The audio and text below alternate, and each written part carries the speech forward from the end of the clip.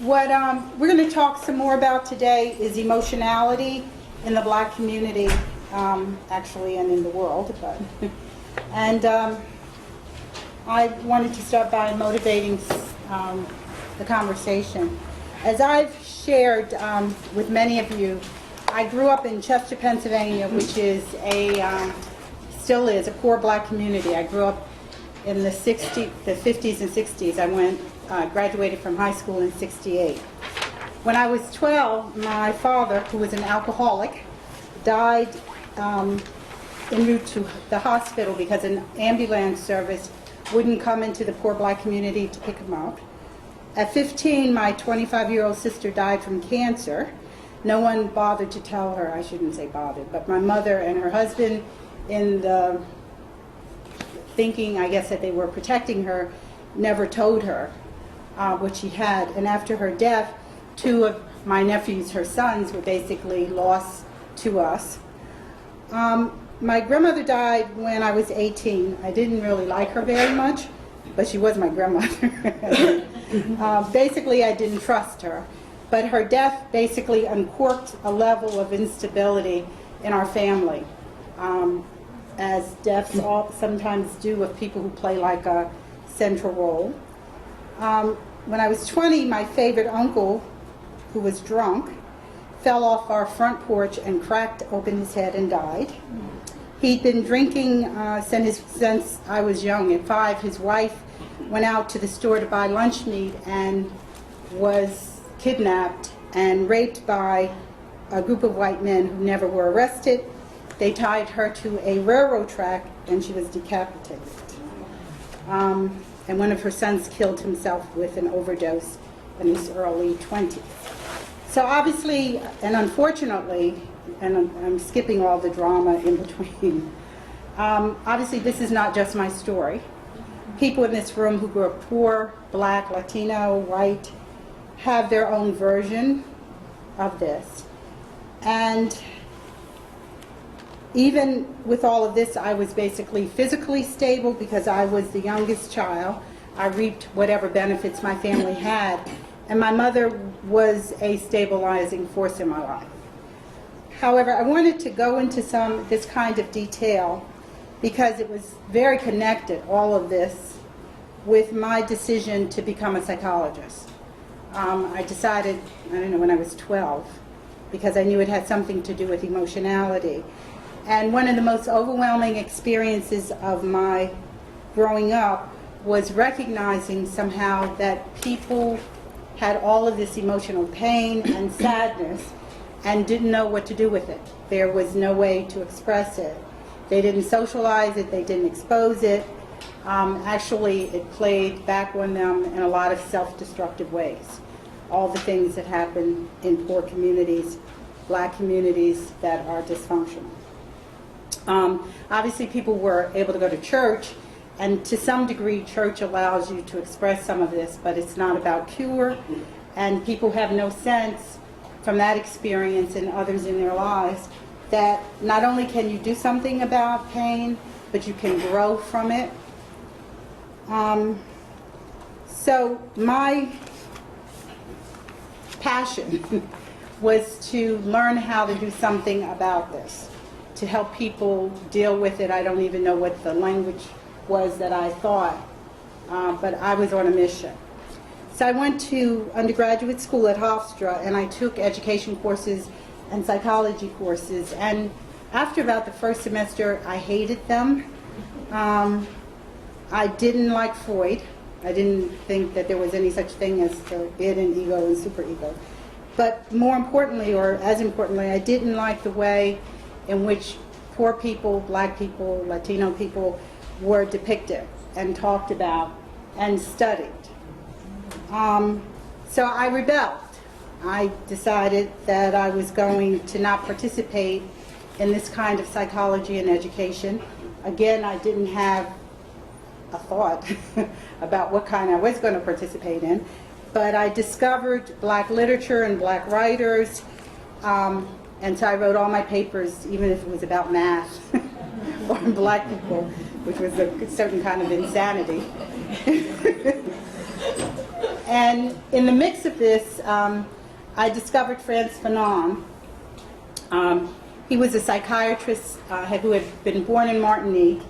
He became a revolutionary, a Marxist, and was part of the Algerian struggle for independence from France. He's written a number of books, Black Skin, White Mask, which talks about the psychology of the oppressed, Wretched of the Earth, which talks about the Algerian Revolution. And I loved meeting this man through his writings because he raised for me and he gave credibility to the notion that there was a relationship between people's craziness and their emotionality and their oppression. It was a statement about the, in some ways, the personal and political, the impact of what's going on in the world on who you are. And he talked a lot about the impact of racism and colonization on oppressed people. I also read at that time Jean-Paul Sartre's Anti-Semite and the Jew. And he talked also in this vein about Jewish oppression, and also he and Fanon had a very close relationship, and he wrote the foreword to one of his books. One of the issues, however, with Fanon's practice, basically what I tried to do was to figure out how to use Fanon's work as a basis for black psychology. And I didn't really, obviously, I didn't know, I mean, I had never obviously invented psychology, so I didn't know what that meant, but I knew that I thought it needed to be something that was more relevant to black people. However, Fanon, even though he had presented a critique of traditional psychology and psychiatry, he was unable to introduce a new practice or a new way of doing psychology. He was a very traditional psychiatrist in his actual practice.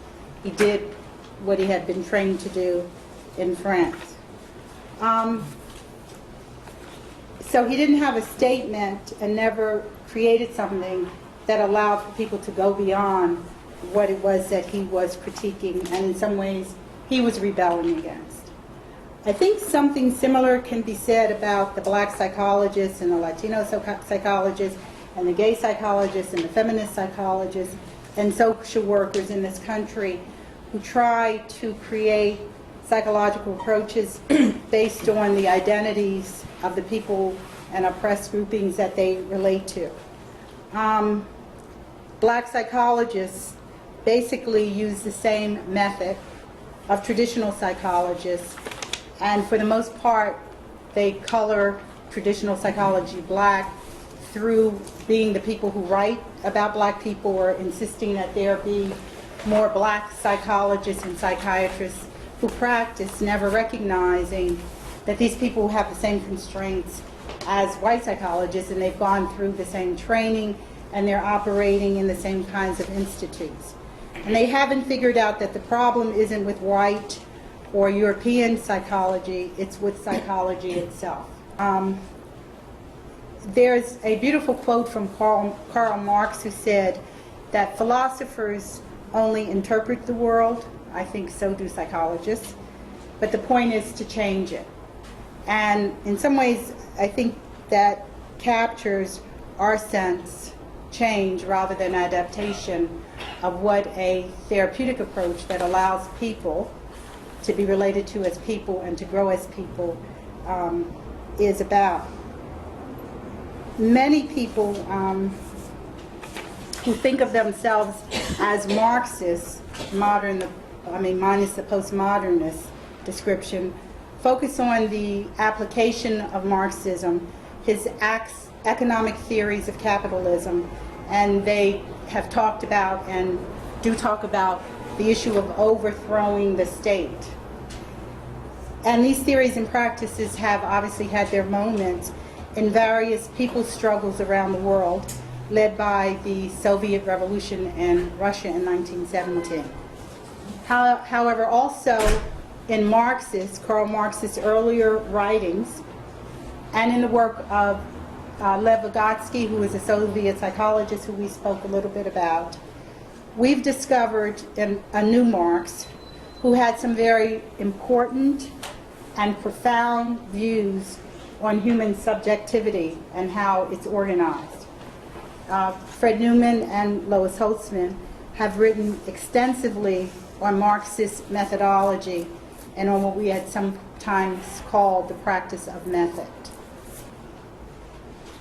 It's interesting, Pam. I was thinking about how this myth psychology can grip us. So it's kind of like on the other side of that, this myth. And because I was thinking about a little story, like in the third grade, this is when, I grew up in Long Island, and this was, in third grade I was 9, and this was the year that they were implementing the civil rights movement, because it had already been voted on and et cetera, but it hadn't been implemented in my city until I was in the third grade. So before then I had gone to a neighborhood school, working class, black, white, primarily some Latino. And we kind of were like, all just got together.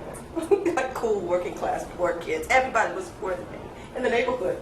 But when I was 9, it was time for me. My street was redistricted to go to Fifth Avenue School, which was the all-white school. Now, when I went to the other school, I was like any other kid. I was outspoken. I learned how to read at 4 and a half and everything. It was like this just working class environment. Now this is a block. I'm walking through this Fifth Avenue school. So my mom says, hey, this is where you're gonna get a good education. This is good for you. I said, okay, great. It turned out everybody was older than me, so they all went to the junior high. I was the only one in my neighborhood walking to the school. So I go and walk to the school. I get 2 blocks from the school, and 4 white boys threw rocks at me and said, nigga, go home. I was 9, this was the grade school I was supposed to go to. We believed in getting education. So I'm standing there.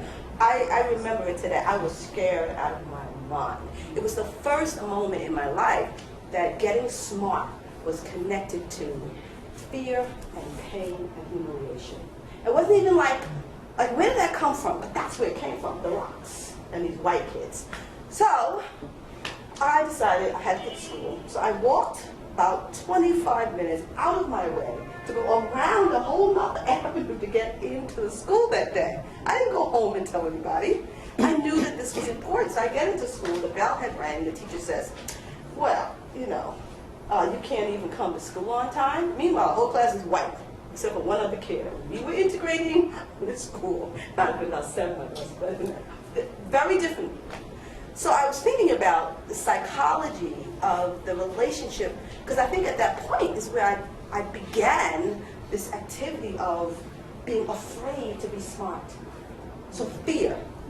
No longer outspoken. Now I'm just kind of hiding out. And you can't learn too much, because if you learn too much, it's scary. It's frightening. You can't be too smart. And I kind of lived like that for many years into my adulthood, being smart enough, but not too smart. So therefore, I was thinking about learning from social therapy that psychology of playing it safe, of being now shy, but getting B's, because there was no place to get a D, because I had to show my mom that I was going to get a good grade. So here I am navigating 9, 10, 11, 12, never really being able to express this, because you don't talk about this, being humiliated. And this whole feeling of humiliation at 9, 10, 11, you don't know what it is, but it's an emotion. It's the psychology is a psychology of, you gotta make it and then you gotta play it safe. They're kind of teaching you somehow this activity that you don't know until you meet social therapy. Honestly, I didn't know. I was an adult. That, hey, this is humiliation.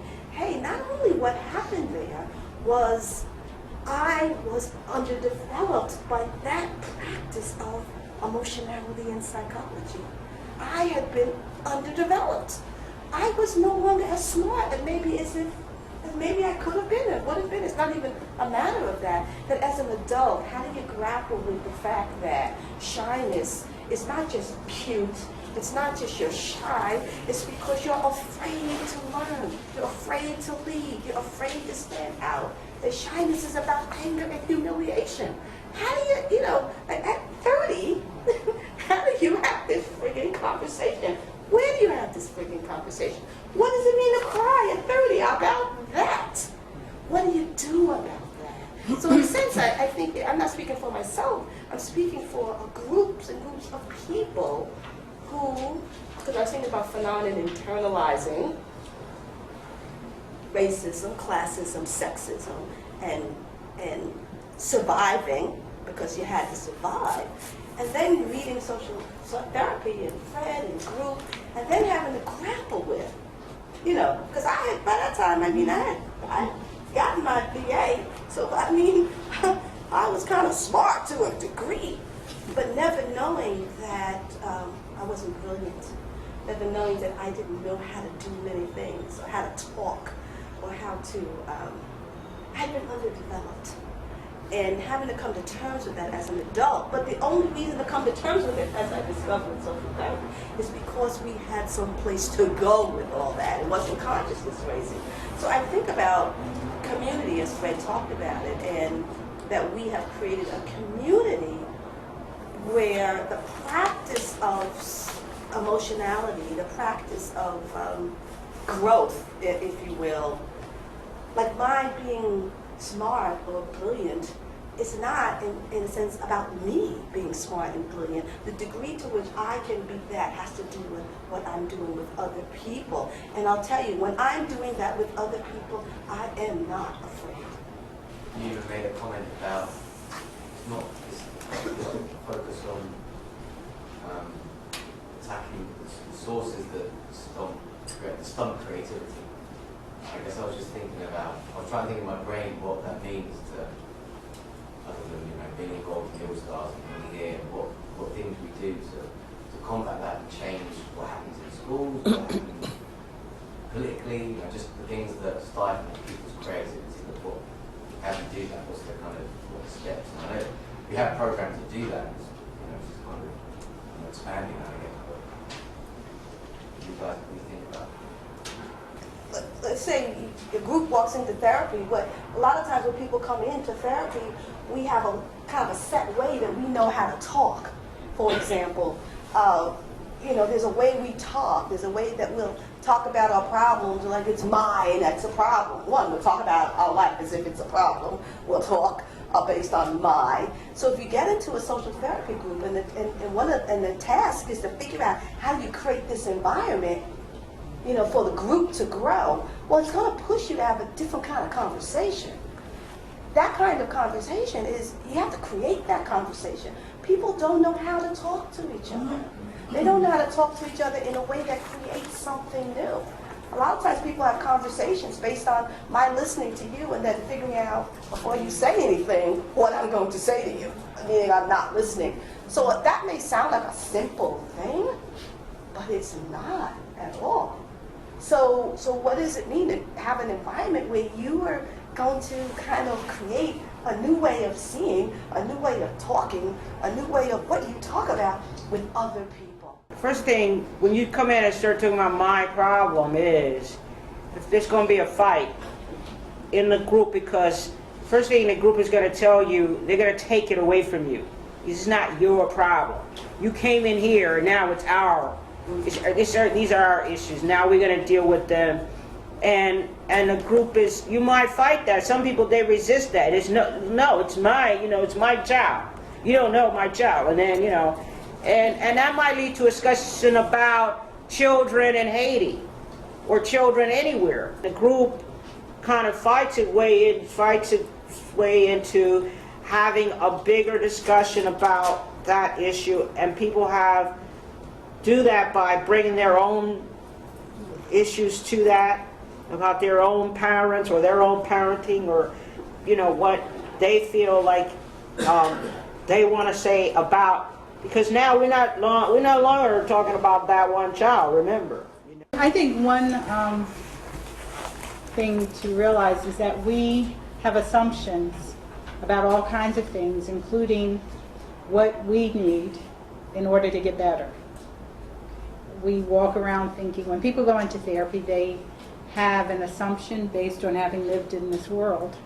What psychology is, what therapy is, even if they've never been there, what needs to be spoken about, if in fact they're going to get help.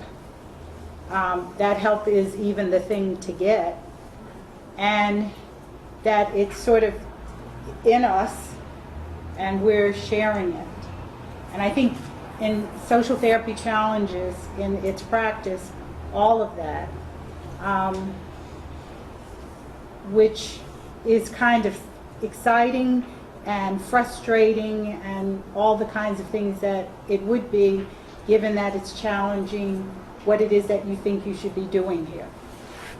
And we take those kinds of assumptions into so much of our lives in so many ways, but those assumptions aren't shaped by, you know, what must be or what is or what best works or how we need to be in order to grow. So I think that social therapy challenges a lot of what it is that we think we're doing, including expressing our pain. And the creativity of it is that you're literally working, as Alveda and Gloria were saying, with what people are giving you, as opposed to what you thought you were bringing in and needed to be dealt with. So it's creating conversation, which is different from expressing what it is that you think is going on inside of you internally. These are all our stabs at it, but both. What you said brought back to me something you said almost as an aside, but it was very powerful in the early statement you made. When you said about people don't have any idea that you can grow from pain. And so I just thought that's one of the biggest assumptions there is. It's humiliating for a lot of people to take the step to go to therapy. For what you were saying before about that humiliation and exposing that. So it sounds scary to even think about it. It means you're crazy. It means you can't handle yourself with all that stuff.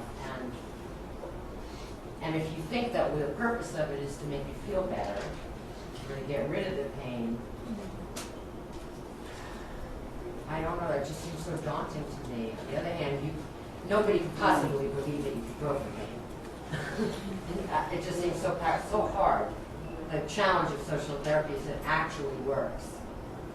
But nobody would believe that you could Grow from pain. Right. Anyway, I'm just sharing that and wondered if I don't know, Gloria, your story was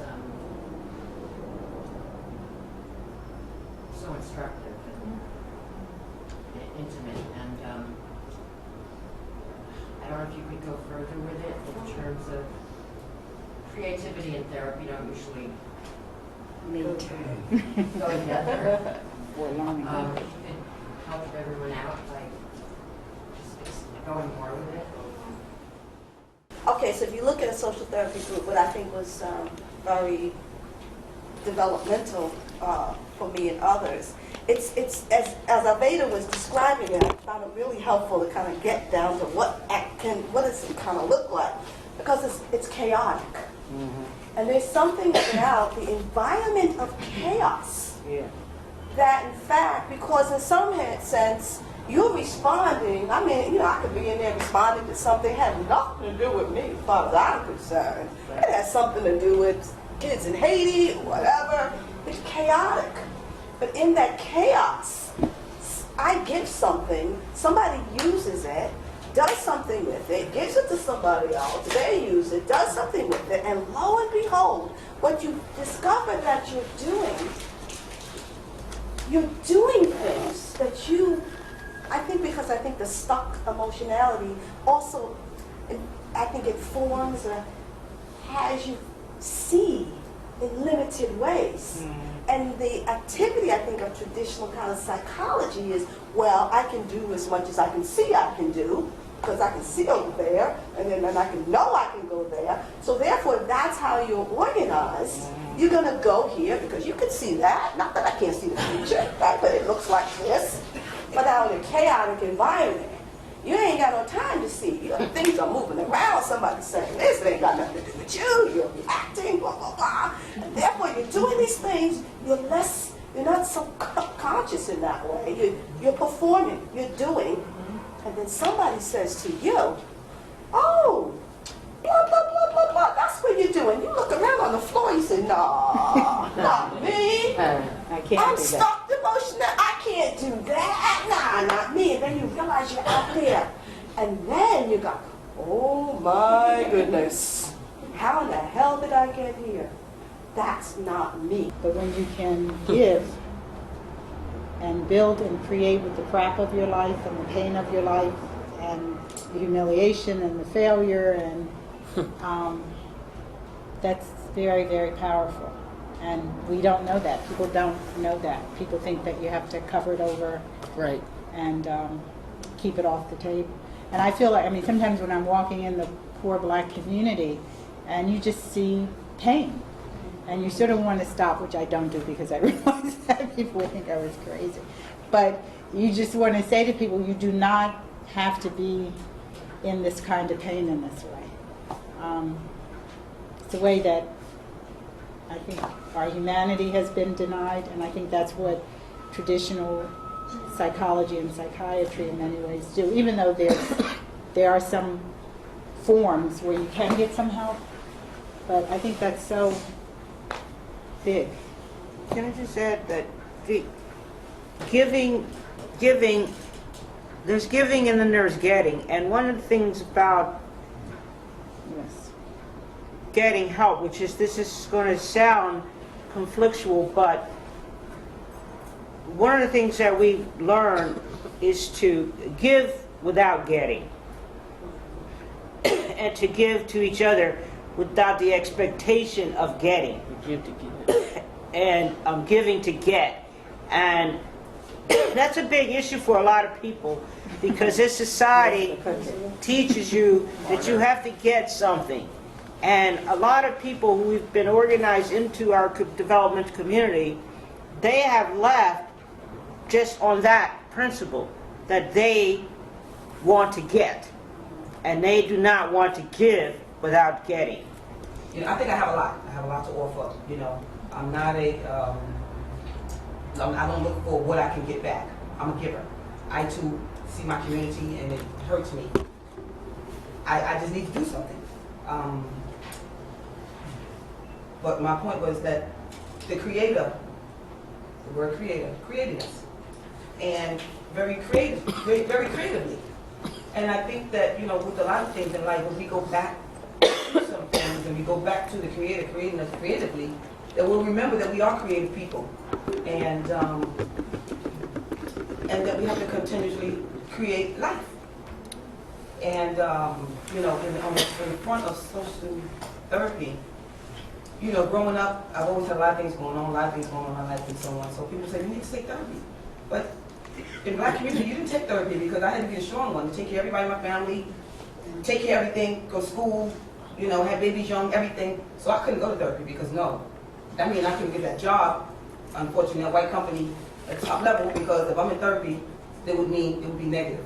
However, by participating in this workshop, at my age right now, in my 40s, I realized that it's not about therapy. I think if we take the cycle out of the therapy, that a lot of people... Yeah, that's what we did. And we made it social therapy. Right. We didn't take the cycle out. Make it more social. Yeah, we did. If I would have known before, I would have been in social therapy and been much further in my life.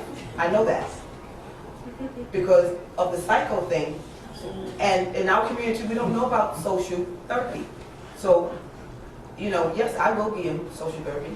However, I think that, you know, I know you want to work on the educational community, but I think that we need to work on the people's mind in our communities about taking the cycle out of therapy and put social in there, and then we can build the people. Yeah, thank you. Good.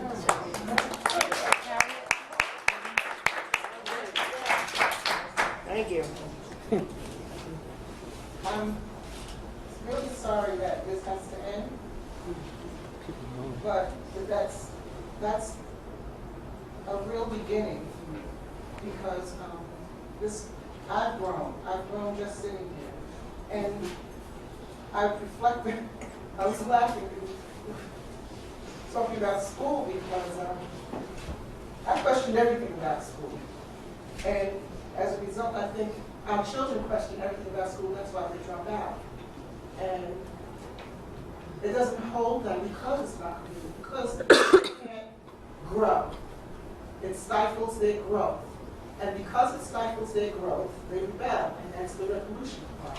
And so there's so many questions have been answered for me, just not just tonight, but every night that I've been here, so many questions have been answered for me. And I think I talked to Dr. Money that I was looking for a specific piece of a puzzle that I was dealing with as I deal with my community for the last 4 years. And the piece of the puzzle that was missing is the development. Is the development. We go through the emotional thing, and we vent, but we don't develop. We don't grow, we don't develop. We don't know what to do after we've vented. After we've gone past, okay, now we've gone past the pain, now what do we do? And it's the development, and I'm just so grateful that I got that piece. The young people's rebelling and dropping out of school is not revolutionary. Good. I understand. It's Reactive. reactive. It doesn't transform anything, which is what I ended up saying. But I'm saying this because I think that invitation for us to figure out how to take